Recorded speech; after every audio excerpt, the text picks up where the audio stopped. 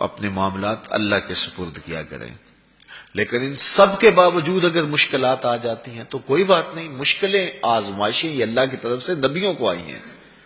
حضرت امام رازی نے لکھا ہے کہ مکے سے لے کر طائف تک 70 ایسے نبیوں کی قبریں ہیں جن کی وفات صرف بھوک کی وجہ سے ہوئی ہے.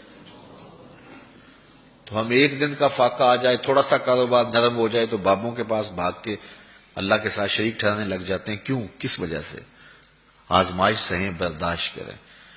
تو اوپر نیچے یہ دن بدلتے رہتے ہیں، دن پھرتے رہتے ہیں. ہر وقت جو ہے کہ جادو ہو گیا، ٹونا ہو گیا، سایہ ہو گیا، بندش ہو گئی ہے. ہر وقت اسی چکر سے ہم نکلتے نہیں ہیں. اللہ پر توکل رکھیں، وہ رزق دیتا ہے، وہ رزق تنگ بھی کرتا ہے، وہ رزق کشادہ بھی کرتا ہے. بندوں کو آزماتا بھی ہے، بندوں کو ڈھیل بھی دیتا ہے. اس کی ڈھیل سے بھی ڈریں اور اس کی آزمائش میں بھی پورا اترنے کی کوشش کریں اور اسی کے حضور دامن پھیلائیں. جب مشکلیں آ جائیں تو مصلح بچھا لیں. گھر کے بچوں کو بھی کہیں کہ یہ مشکل آ گئی ہے، لگتا ہے اللہ ناراض ہو گیا، چلو مصلح بچھاؤ. اگر بیٹیاں بھی نماز پڑھ رہی ہوں، نوافل ادا کر کے رب کے حضور دعا مانگ رہی ہوں، بیٹے بھی دعا مانگ رہے ہوں، چھوٹے چھوٹے بچے بھی دعا مانگ رہے ہوں، تو کیا اللہ خالی موڑ دے گا؟ تو زیادہ سے زیادہ نیک مجالس کے اندر شامل ہو جائیں. تو بالخصوص میں اپنے پیر بھائیوں کو پابند کرتا ہوں کہ آپ اپنے گھروں میں بھی پابند کریں، کسی بابے کے پاس نہ جائیں. یہ بڑے گندے لوگ ہیں، یہ سامنے اب چیزیں آ رہی ہیں، بڑے گندے اور غلیظ قسم کے لوگ ہیں.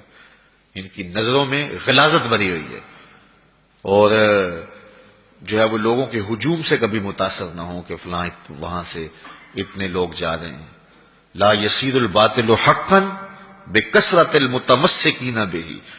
اگر کسی جھوٹ کے ساتھ، کسی باطل کے ساتھ زیادہ لوگ وابستہ ہو جائیں تو اس وابستگی سے باطل حق نہیں ہو جاتا. لوگ کہتے ہیں جی اتنے لوگ آ رہے ہیں، کچھ ہے تو آ رہے ہیں. تو جو بت خانے میں جا رہے ہیں اتنے لوگ تو کچھ ہیں تو جا رہے ہیں، کیا مطلب یہ کوئی معیار ہے؟ تو جوہلا کا جمع ہونا، جوہلا کا کہیں جانا، یہ معیار نہیں ہے. معیار جو اللہ رسول نے دیا ہے ہمارے نزدیک بس وہی ہے. تو جب کوئی مصیبت بنے، مصلح بچھا کے دعا مانگو اللہ کی بارگاہ میں، نوافل پڑھو، صدقہ کرو، خیرات کرو، منت مان لو، روزوں کی منت مان لو، نمازوں کی منت مان لو، صدقہ کرنے کی منت مان لو. اور اللہ کے نیک بندوں سے جا کے دعا کرواؤ. غریبوں میں آپ رزق بانٹو، اس سے برکت ہوگی، اس سے پریشانیاں دور ہوں گی. رزق کم ہو گیا ہے تو غریبوں کو دو. لگتا ہے غریبوں کو دو گے تو اور کم ہوگا، نہیں. جب دو گے تو اللہ کے سچے وعدے آپ کو نصیب ہوں گے اور آپ کو برکت نصیب ہوگی. اس کے راہ میں دینے سے کم نہیں ہوتا ہے. اس لیے میں خاص طور پہ یہ باتیں اس لیے کر رہا ہوں کہ ان دنوں کے اندر بہت زیادہ جو ہے وہ اس طرح کے لوگ ہیں اور مختلف جو ہے وہ چینلز کے اوپر ان کو سامنے لایا جا رہا ہے. تو ان لوگوں سے اپنے دامن کو چھڑائیں اور صالحین کی صحبت کو اختیار کریں. صالحین کی صحبت سے آپ کو نور ملے گا، روشنی ملے گی. آزمائش ٹل جاتی ہے تو پھر بھی، ورنہ اس میں استقامت کی توفیق مانگیں، چونکہ جو بلا پر صبر کرتا ہے اسے بھی اجر دیا جائے گا. صحیح حدیث میں آتا ہے کہ اہل بلا کو قیامت کے دن جو صلہ دیا جائے گا تو دوسرے لوگ آرزو کریں گے کاش ہمارے جسم کو لوہے کی کینچیوں سے کاٹ دیا جاتا. تو یہ جو تکلیفیں آتی ہیں یہ گناہ اس سے جڑتے ہیں، اس سے درجے بلند ہوتے ہیں، اس سے اللہ کی قربت نصیب ہوتی ہے.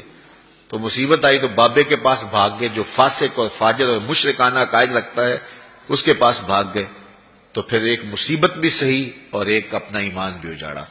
اس لیے اس مصیبت سے جو باطنی فوائد ملیں گے، جو روحانی مرتبے بلند ہوں گے، ان کو حاصل کریں. تو غیرت کے ساتھ جینے کا ڈھب ہم سیکھیں، مت ایسے لوگوں کے پاس جائیں. اللہ آپ کو مجھے اپنی رحمتوں کے سائے میں رکھے.